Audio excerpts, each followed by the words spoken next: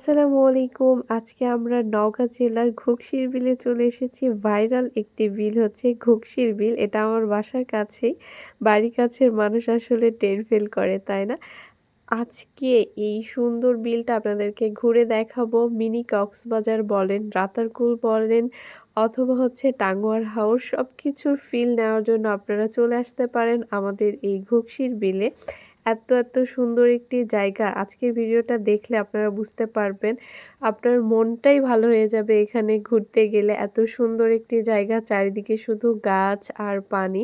যদিও বা আমরা অনেকটা পরে গিয়েছি, সেজন্য পানিটা শুকিয়ে গিয়েছিল।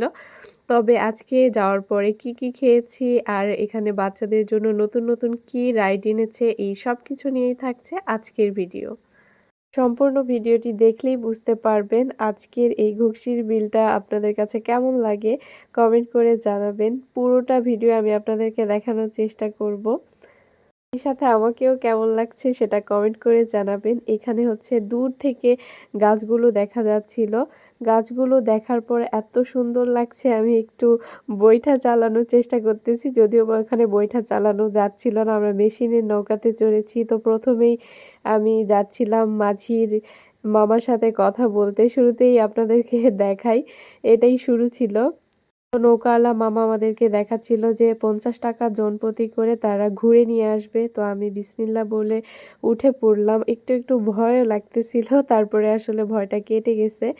আমরা দুপুর টাইমে গিয়েছিলাম, সেজন্য খুব একটা মানুষ ছিল না।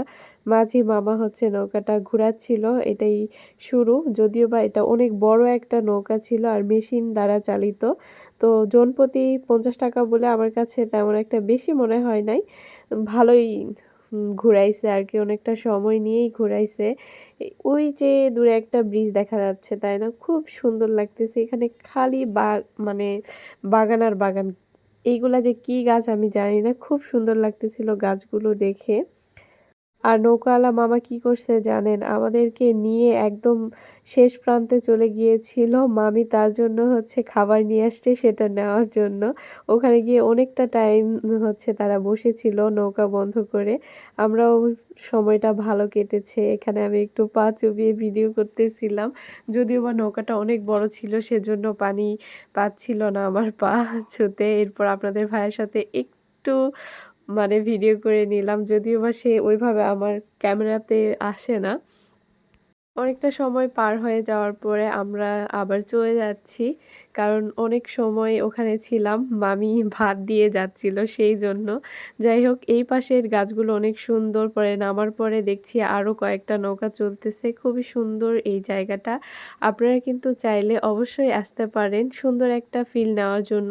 এরপরে এদিকেও অনেক গাছ ছিল, এটা হচ্ছে উপরের দিকে। তো আমি একটু ভিডিও করে নিচ্ছিলাম। এখানে 365টা পুকুর আছে। এই যে আমি একটু দেখাচ্ছিলাম, এই পুকুরগুলো দেখতে হলে কিন্তু আপনাদেরকে এরকম কাদামাটিতে হেঁটে হেঁটে আসতে হবে।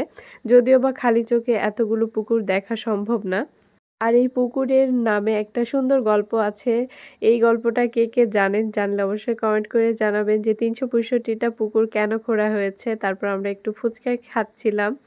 যদিও বা এটা দুপুর ছিল, সেজন্য তেমন একটা দোকান বসেই নাই। বিকেলের টাইমে খুব ভিড় হয়, সেজন্যই আমরা দুপুরে গিয়েছি। তারপর একটা চপ খেয়ে নিলাম আমি। তারপর একটা চিপসও নিয়েছি। আর বাচ্চাদের জন্য দেখেন কত রাইড এসেছে।